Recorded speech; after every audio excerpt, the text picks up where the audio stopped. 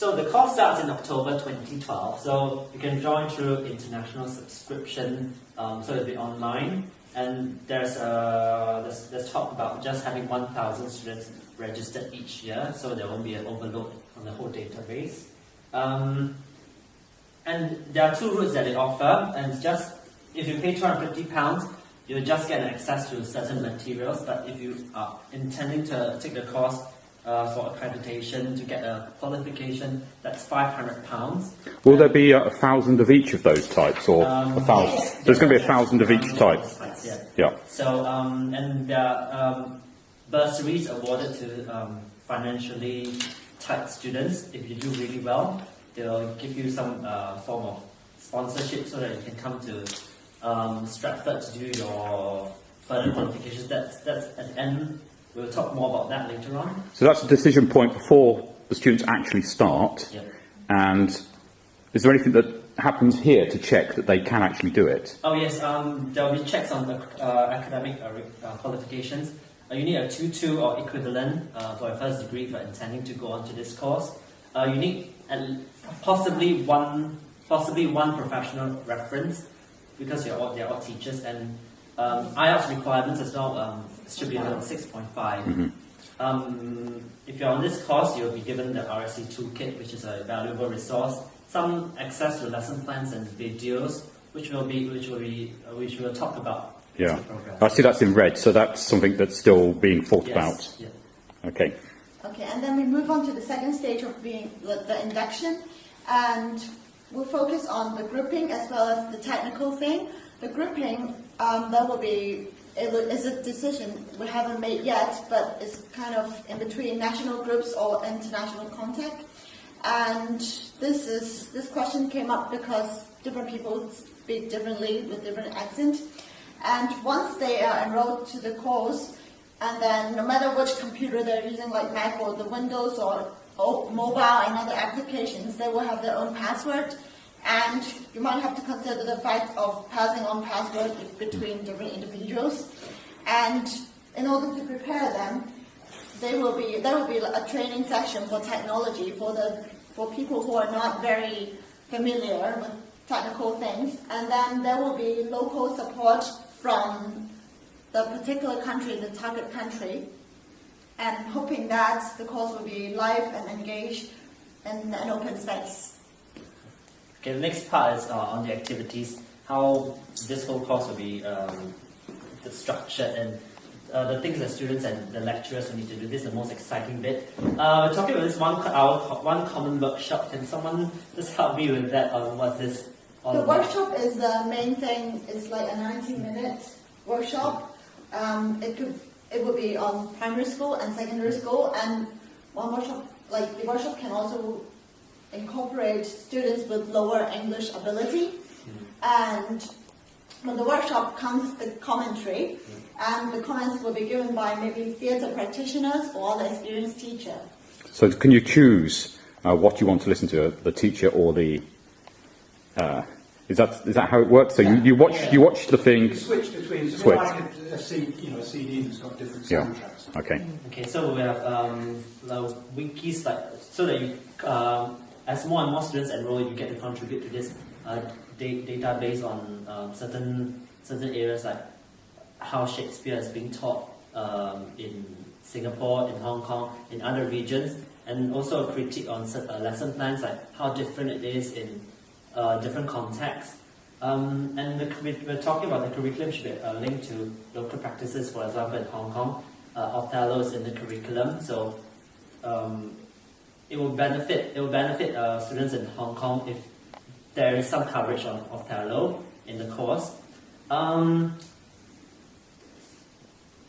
And then we are talking about interactive modes of learning through podcasts, videocasts, public lectures, online tutorials, seminars, blogs, forums, video uploads of lessons, good practices, and critique as well.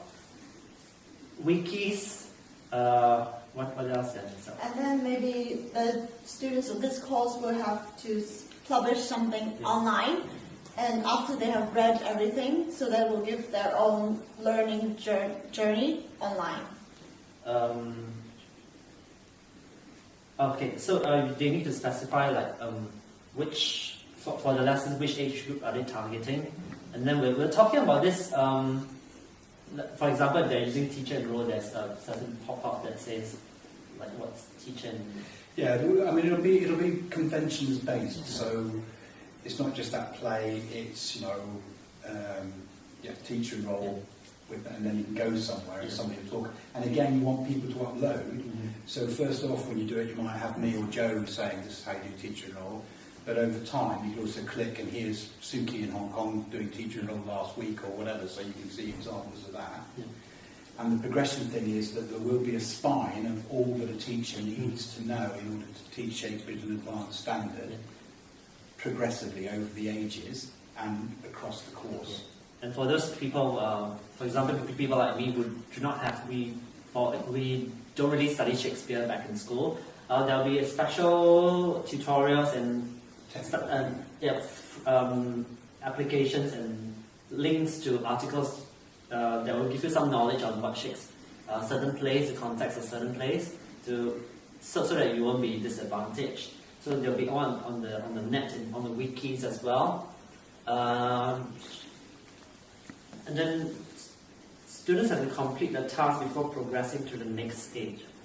So they have to actively engage before they can go on, or they have to respond to a lesson that they downloaded before they can have it. All right. And there probably should be some reflection as well Yeah. to see if something has worked or not worked, and whether it's, we can carry it on with it, or whether it's like, no, that's, maybe we should not do this one. Or, And there are incentives if they critique on certain lessons, they review certain lessons, or they respond to certain But topics. more importantly, I made these changes because I'm teaching in a Band 3 school in Hong Kong. which means Like the I'm able- adaptation part. Yeah.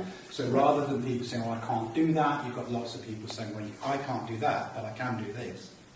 or could teachers upload videos of their classes Absolutely. and the lesson that they've done, and then other people can critique it and say, this could work if you did this, or so it really is an open thing for everybody to share. So they can record another variation of the lesson and upload it as a response sure. as well. So The market testing tells us that an overwhelming majority of people want that sense of community from it, and that's what they want.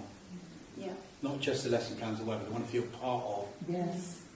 Yeah. They want to see how it's executed. It's Yeah. okay to have something on Yeah. paper or whatever, but it's like, How I want to it's see done. And the more importantly, visual. they want to have somebody they can ask for advice, and they can, review the lesson for them instead of all the way teaching and thinking something is good enough, whereas Yeah. it might not be the case. And this is where we creep into assessment, Yeah. because some of Yeah. those Yeah. things, it's that change That's from, right. from the activity to the way Yes. it's assessed. So So after the learning activities comes the assessment, and basically there will be one individual assignment, and the next one is a group project. It's kind of like a formative assessment, and it will be distant learning for 30 cats if accredited. And after the course, either the student will fail or they will pass. There will probably be a prize award system, maybe merit or distinct on top of pass or fail. And the students will have to do lesson plans or maybe upload like 5 minutes of their teaching. And they may have to talk about like how the lesson plan is going to work with a video. And there might be peer review of teaching as well for the assessment. So we are envisioning a group project where students can get to work in groups within their own country or with other international students as well. And So you that's said with tutor, so is an experienced person going to always be on hand to help them out? And that person might not be next to them, but there may be communication through the Yeah. through internet. online platforms, which are quite common, which are quite accessible these days. The group projects. If let's say it's a group task of 4, you can choose to work with people from different nationalities within the same, or within, or let's say if you're in Hong Kong and there are 3 other students in Hong Kong, you can work with them to develop a unit on Othello or on other plays as well. Yep. And you've mentioned somewhere else that what we look at is opportunities for local life support. Yeah. So Yeah. the 5 of you, if you were in Hong Kong, you could meet face Yes. to face to do that. Yes. Or you could go to theatre. And in, house. yes, in Hong Kong, there are different theatre companies. Yeah. They're working on educational purposes. Yeah, And then they could get advice Yeah. from those companies. yeah. The rewards. We are working towards this course being an internationally valid accreditation, so that there's an international standard in the teaching of Shakespeare. And one thing why I want to achieve that is because for my country in Singapore, we do not recognize distance learning as a prestigious form of learning. So we want to change this, and through the building of this, the reputation of this course, hopefully it gets recognized and more people will take it up. And there are rewards for contributions as well. We're talking about this eBay rewards, this rating system where if a person uploads a lesson plan and or comments on it, you get a rating score, and that entitles you access to more materials and more resources. I think that's the rewards for the contribution, the main thing that we were talking about. Yeah. Anyone else has got anything to Just something that's fun. So, Yeah, so we are 15. Yeah, not too serious. Not too serious. So there won't be people there won't be People free who riders. consider. They don't sponge on this. They don't just pay £250 and download everything and not do anything about it.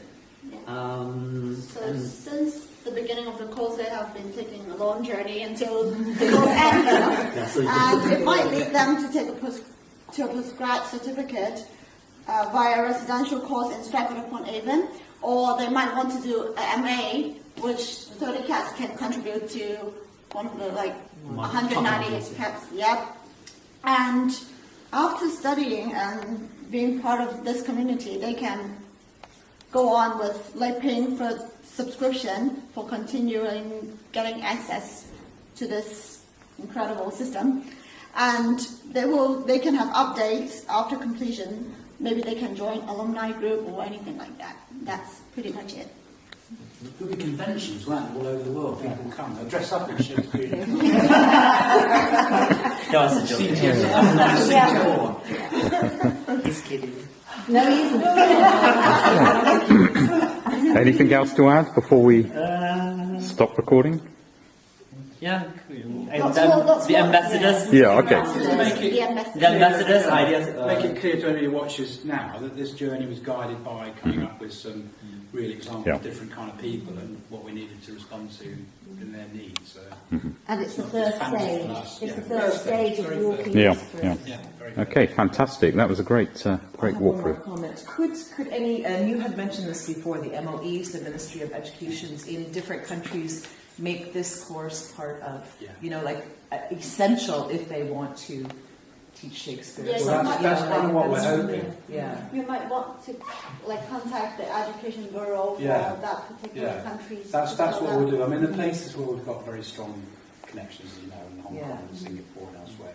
I mean, the key for us is America, so it's about understanding how we do that and who we work through there. But yeah, I mean, for instance, in America now, you can't teach English in high school unless you've done an undergraduate module in Shakespeare. So if we could get boards to accept this as being the equivalent of that, I mean, you've only got to get Texas and California, and that's it.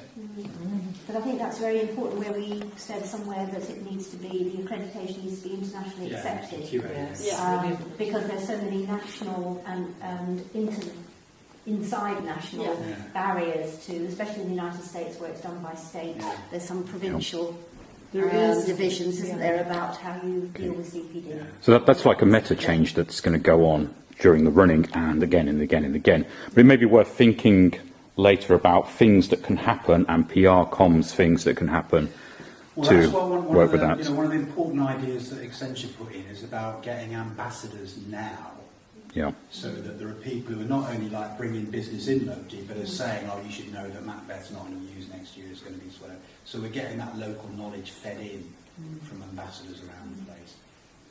And who are clever as well, who are thinking, well, look, why don't you get around the interstate problem by doing this or by doing that? Good. Great. Well done, guys. Okay. Well done. Thank you you. very much.